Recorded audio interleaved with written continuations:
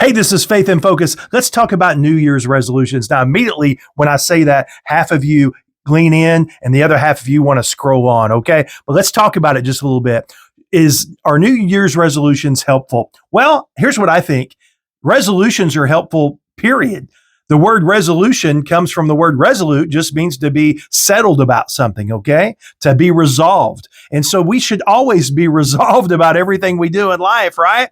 But I think the reason most New Year's resolutions fail is because we don't have the proper power to fulfill. We get an idea in our mind, and here's what the Bible says. John chapter 15, Jesus said, I'm the vine, you're the branches, abide in me, and you'll bear much fruit, and without me, you can do nothing. So here's what I believe. I believe our spiritual goals need to be set first, and they need to give power to whatever else goals we might have, okay? Our spiritual health needs to come first as believers. Here's what I mean by that. The 1 Timothy chapter 4 and verse number 8 puts it this way. It says, for bodily exercise profits a little, but godliness is profitable for all things, having the promise of the life that now is of that which is to come. In other words, our spiritual health needs to lead the way for any other goals that we might have. So keep that in mind as you're setting your goals. And a way of practicality, let me give you 3 points when it comes to your New Year's resolutions, okay?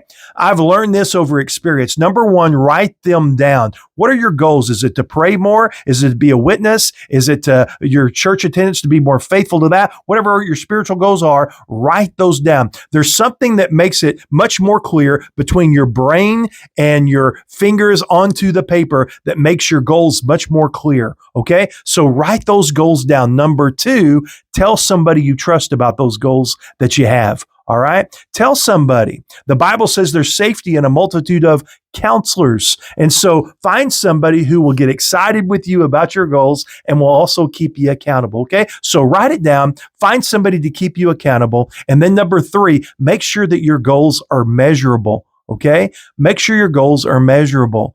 And if you'll do those three things, I think you'll be much more satisfied with the goals that you're going to set and the success that you're going to achieve. Okay. Be resolute. Make a decision. All right. And by the way, Happy New Year's, and like and subscribe. Okay. God bless you.